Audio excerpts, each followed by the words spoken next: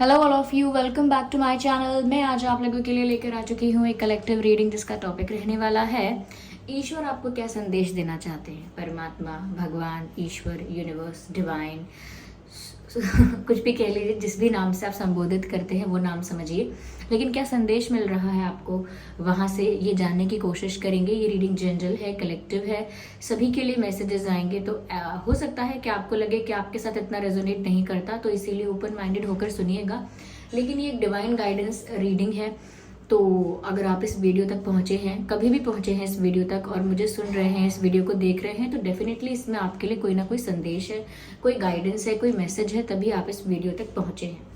फिर चाहे आपकी कोई भी उम्र हो, कोई भी एज हो, ये रीडिंग आपके साथ रेजोनेट कर सकती है। तो चलिए स्टार्ट करते हैं, देखते हैं कि क्या मैसेजेस हैं आपकी लाइफ के लिए, ओवरऑल लाइफ के लिए। ओके,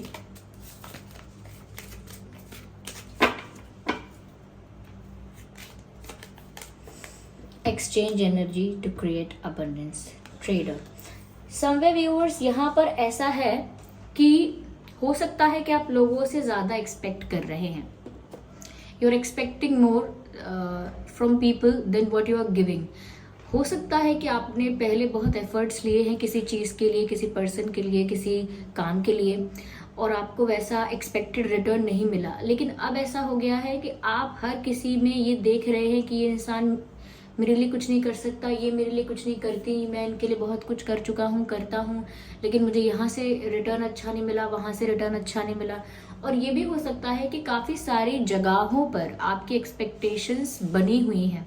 प्यार में बहुत बनी हुई हैं, करियर में बहुत बनी हुई हैं, माता पिता से बहुत बनी हुई हैं, मित्रों से, लोगों से, आई डोंट नो, गवर्नमेंट से भगवान से, कुछ भी कह लीजिए। देखिए, ईश्वर से तो सभी एक्सपेक्ट करते हैं, ठीक है, क्योंकि ईश्वर के अलावा लोग किसको सरेंडर करते हैं? भगवान को सरेंडर करते हैं। लेकिन उसके अलावा जहाँ जहाँ आप एक्सपेक्ट कर रहे हैं, बहुत ज़्यादा एक्सपेक्टेशंस रख रहे हैं, आपको इतना ज़्यादा एक्सपेक्ट नहीं करना है। ओके, ये जो गिव एंड टेक है, जो हम मनुष्य एक दूसरे के साथ करते हैं, give and take, to to to keep the flow same, okay, ताकि चलता रहे सब कुछ।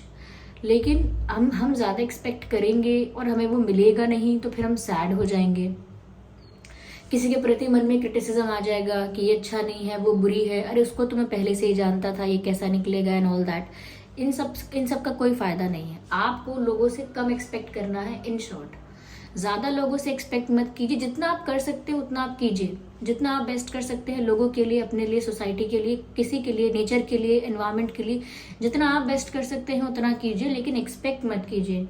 क्योंकि ऐसा हो सकता है कि अगर आप करेंगे तो नेचुरली कहीं ना कहीं से आपको मिलेगा। अगर वही पर्सन आपके लिए नहीं करता है तो सम हाउ फ्रॉम समवेयर, कहीं से भी आपको वो चीज़ मिलेगी। जैसे आज आप बहुत लोगों की हेल्प कर रहे हैं, वही लोग अगर आपकी हेल्प नहीं भी करते हैं, लेकिन जब आपको ज़रूरत होगी तो कोई और आपकी हेल्प करेगा, कहीं और से आपके लिए हेल्प आएगी। तो इसका मतलब आपको जो चाहिए वो आपको मिल ही जाएगा। आपको जो आप जो डिजर्व करते हो या आपको जो मिलना चाहिए वो आपको कैसे भी मिलेगा वो तो इसीलिए किसी पर्टिकुलर पर्सन से, किसी पर्टिकुलर सिचुएशन से ज़्यादा कुछ एक्सपेक्ट मत कीजिए।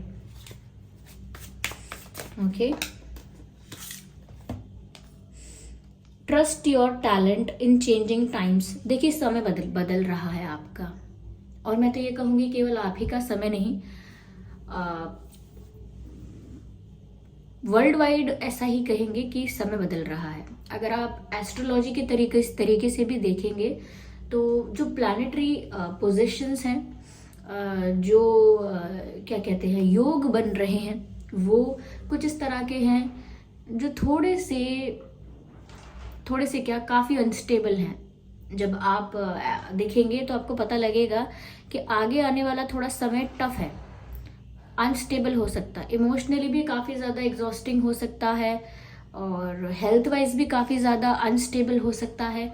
तो समय तो बदल रहा है, लेकिन क्या ये बदलाव अच्छे के लिए है, बुरे के लिए है? ये बदलाव अच्छे के लिए है। मनुष्य को, मानव जाति को, लोगों को, सोसाइटी को एक बेटर सिचुएशन तक लेके जाएगा, एक बेटर पोजीशन तक लेके जाएगा, और पर्सनल डेवलपमेंट यहाँ पर होगा जो कि बहुत हद तक स्पिरिचुअल होगा।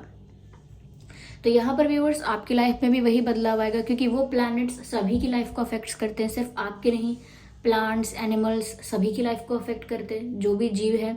तो यहाँ पर व्यूअर्स आपकी लाइफ पर भी असर होगा उस चेंज का, लेकिन आपको उस चेंज को देखकर घबराना नहीं है, ज़्यादा से ज़्यादा अपने ऊपर और अपने ईश्वर के ऊपर विश्वास रखना है, ठीक है। जिस पर भी आपका फेथ है उस पर आपको आपका स्ट्रॉन्ग फेथ रखना है, सरेंडर करना है, क्योंकि जब समय बदलेगा और आपको लगेगा कि ये हो क्या रहा है, मेरी क्या कोई हेल्प करेगा, दूसरों के साथ खुद गलत हो रहा है तो मुझे कैसे हेल्प करेंगे, मुझे कैसे प्रोटेक्ट करेंगे।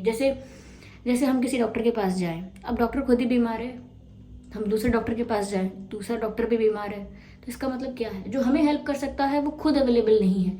तो ऐसी सिचुएशन, इसका मतलब फिर आप डिवाइन के पास यानी भगवान के पास समर्पण करेंगे कि आप ही कुछ कीजिए करके।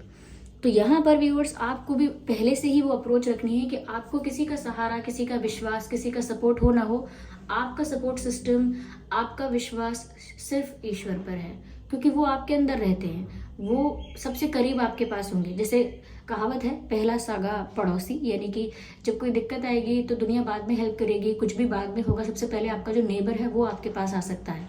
तो नेबर से भी पहले कोई है, वो है ईश्वर, जो बिल्कुल आपके अंदर ही है। नेबर तो फिर भी पास में रहता है, ईश्वर तो आपके भीतर ही रहते हैं, सबसे पहले वो आपकी हेल्प करेंगे।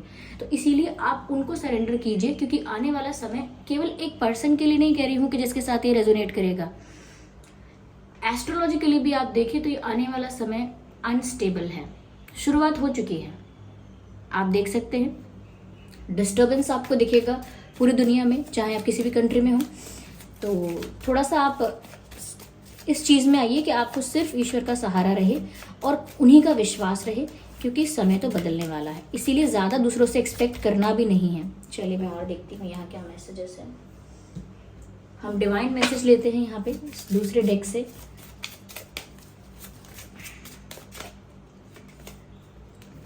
मास्टर जीसस का कार्ड आया है, तो ये क्या कहते हैं, forgiveness. That's very important, that's very important. आप अपनी लाइफ में स्पिरिचुअली तभी ग्रो कर सकते हैं, या कुछ टफ सिचुएशंस को इजीली तभी हैंडल कर सकते हैं, कुछ कार्मिक सिचुएशंस को इजीली तभी टैकल कर सकते हैं व्यूअर्स, जब आपके अंदर वो फॉरगिवनेस का भाव रहे।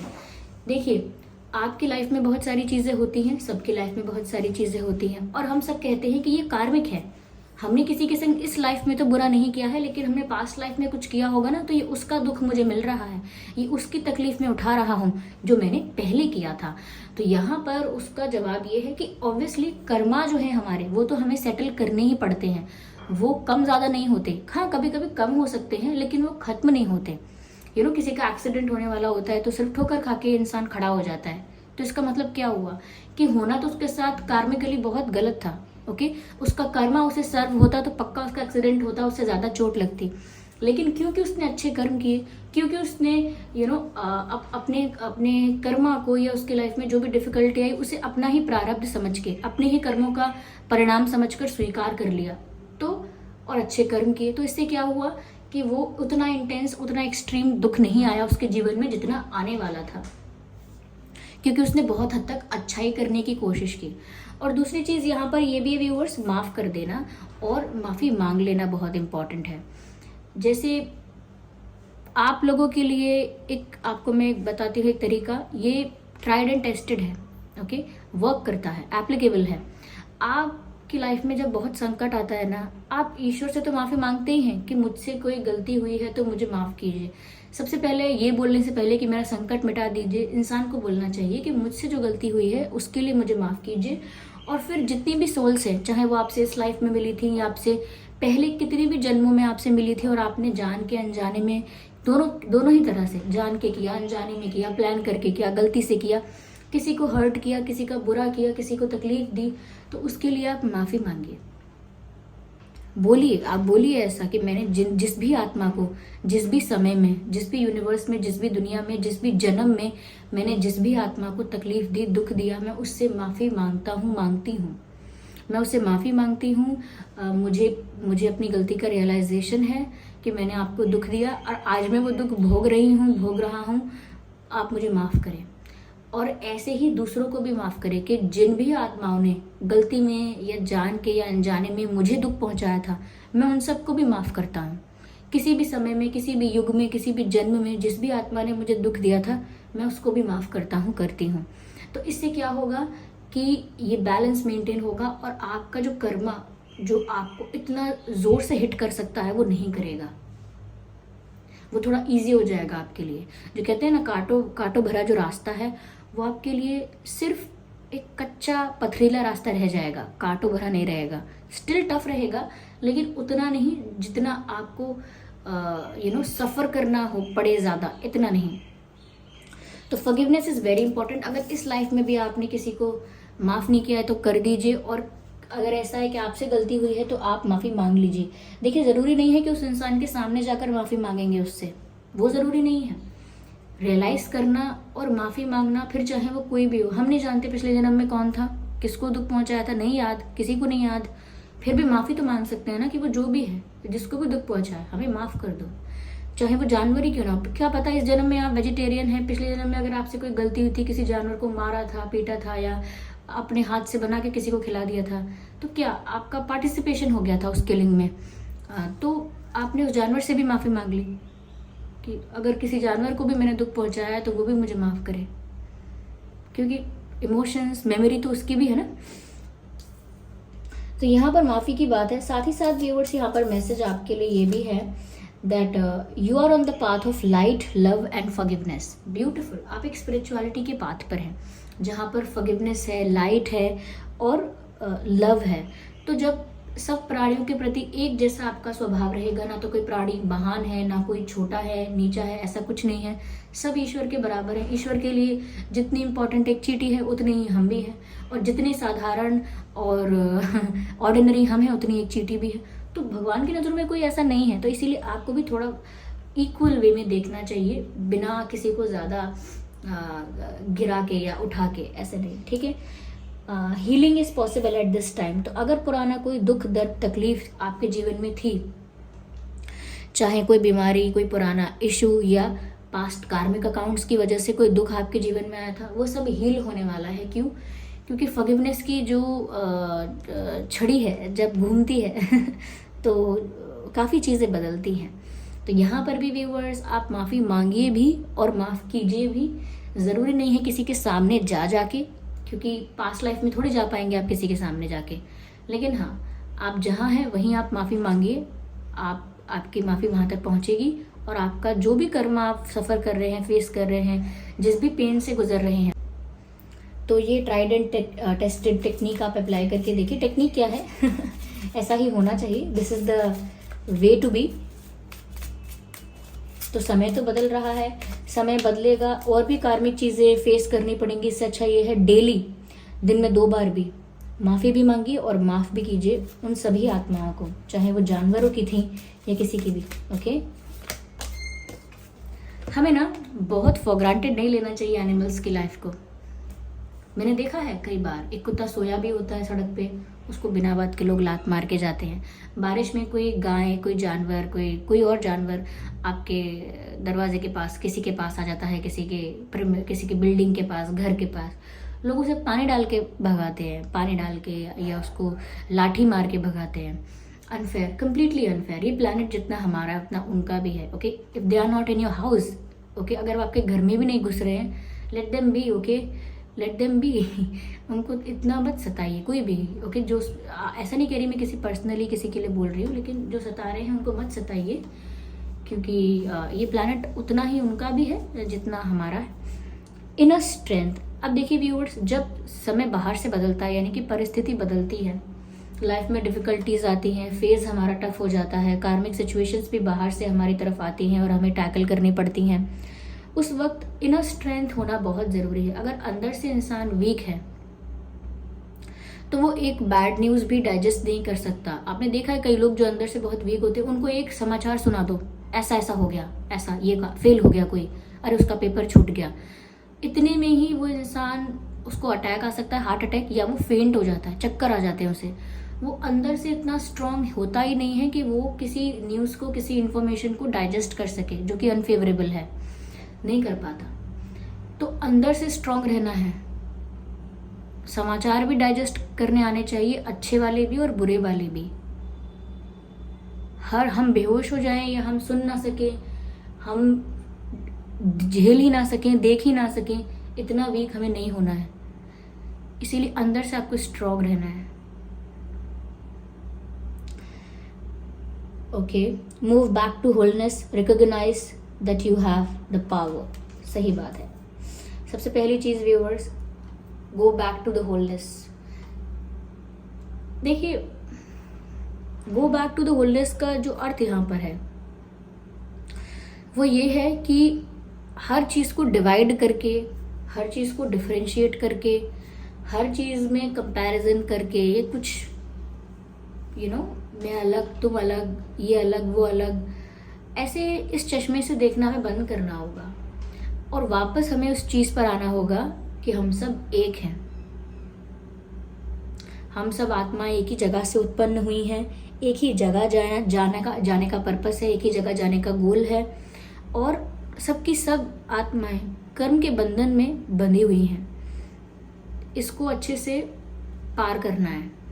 तो जब वापस हम बेसिक्स की तरफ आ जाते हैं कि हैं तो हम सब एक ही, हैं तो हम सब एक ही ईश्वर के अंश हैं, तो हम सब एक, और हमें सैल्वेशन भी हम सबको ही चाहिए, वरना हम सब इसी साइकिल में भटकते रहेंगे, एक दूसरे के साथ कर्मा खेलते रहेंगे और वापस जन्म लेते रहेंगे। तो यहाँ पर आपको ना वापस बेसिक्स पर जाना है और समझना है कि हम सब एक ही हैं। जब जब इंसान को ध्यान आता है कि हम सब एक ही हैं, हम सब एक ही हैं, तो वो सबके साथ अच्छे से रहता है।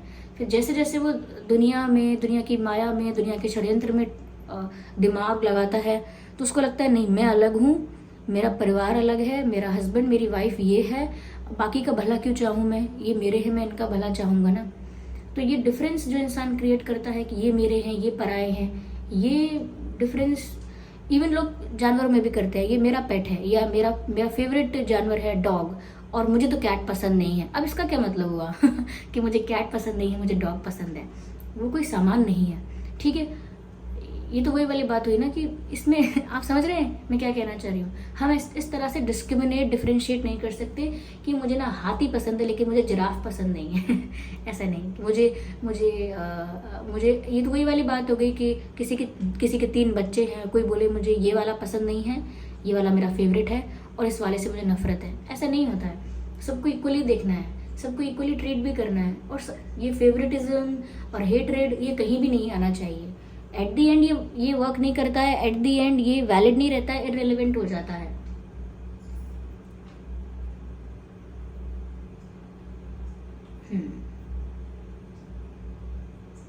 तो व्यूअर्स, ईश्वर, देखिए मैं कार्ड्स यहाँ पर भले ही मैंने कम लिए हैं, लेकिन इससे फर्क नहीं होता है कि कार्ड कितने लिए। बात यह है कि जो मैसेज चैनल हो रहा है, जो एनर्जी यहाँ पर चैनल हो रही है, वो क्या कहती है। तो यहाँ पर इन शॉर्ट मैं आपको बताना चाहूंगी कि एज कंप्लीट मतलब लोगों के लिए कहना चाहूंगी, काफ़ी लोगों के लिए, कलेक्टिव ग्रुप ऑफ पीपल के लिए कहूंगी, लार्जर ग्रुप ऑफ पीपल के लिए कहूंगी कि समय बदल रहा है और टफ होगा।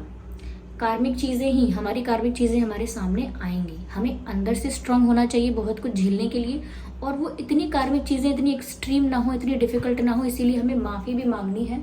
प्रकृति, कुदरत, नेचर के प्रति हमें समान भाव रखना है। किसी को ऐसा नहीं करना है कि किसी के प्रति नफरत करनी है तो किसी के प्रति अपार प्रेम करना है। और प्रेम यहाँ पर मतलब अटैचमेंट रखना है, अटैचमेंट नहीं रखना, ना ही किसी को हेट करना, और कहीं ना कहीं लोगों से एक्सपेक्ट कम करना। जो आप डिजर्व करते हैं वो तो आपको मिलेगा ही मिलेगा, कोई नहीं छीन सकता। जो आपके प्रारब्ध में लिखा है वो कोई आपसे नहीं छीन सकता, ठीक है। तो यहाँ पर आपको कैसे रहना है ये आपको बताया है, क्या गाइडेंस है ये भी आपको बताया है। माफ़ी मांगना स्टार्ट कर दीजिए, अंदर से अपने आप को स्ट्रॉन्ग करना स्टार्ट कर दीजिए, क्योंकि बाहर से आने वाली इन्फॉर्मेशन डाइजेस्ट करने के लिए इंसान के अंदर हिम्मत होनी चाहिए। तो व्यूअर्स, ये थी रीडिंग। किसी को लगा होगा ये नेगेटिव थी, किसी को लगा होगा ये पॉजिटिव थी, लेकिन नेगेटिव पॉजिटिव कुछ नहीं होता है। इंसान को प्रिपेयर रहना चाहिए सिर्फ सिचुएशन के लिए। सिचुएशन होती है, हम उसे शब्द देते हैं नेगेटिव पॉजिटिव। तो ये सिर्फ एक मैसेज है, गाइडेंस है। इसके ऊपर वर्क करना है नहीं करना है वो आपकी मर्जी है। आपकी लाइफ के लिए रेजोनेट करती है नहीं करती है वो आप देखेंगे, आप बताएंगे। लेकिन थोड़ा सा आप एस्ट्रोलॉजी की तरफ भी ध्यान दीजिएगा। टैरो रीडिंग देखते हैं, मुझे तो खुशी ही होगी कि आप देख रहे हैं, लेकिन उसके अलावा भी मैं आपको गाइड करूंगी कि थोड़े एस्ट्रोलॉजिकल वीडियोस भी देखिए जो लोग बनाते हैं, जो लोग एस्ट्रोलॉजर्स हैं। मुझे इतना ज्ञान नहीं है एस्ट्रोलॉजी के बारे में, लेकिन फिर भी जो बेसिक पता है उसी के बेसिस पर बता देती हूँ कि आने वाला समय टफ है, और ऐसा नहीं किसी एक फैमिली के लिए टफ है, ये कंट्रीज के लिए टफ है। ओके, तो थोड़ा आप लोगों को ज़्यादा स्पिरिचुअल होना पड़ेगा, ज़्यादा सरेंडर करना होगा। और ये रीडिंग उन्हीं के लिए है जिनको समझ में आ रही है, जिनको मैसेज मिल रहा है कि ये क्या कहना चाह रहे हैं। ओके, आई होप ये रीडिंग आपके लिए हेल्पफुल और रिलेटेबल रही है। अगर इस रीडिंग ने आपको थोड़ा भी गाइड किया है तो वीडियो को लाइक करें, सब्सक्राइब करें, शेयर करें, कमेंट करें। चलिए फिर मिलते हैं अगली रीडिंग में, तब तक के लिए bye bye family, bye bye, take care.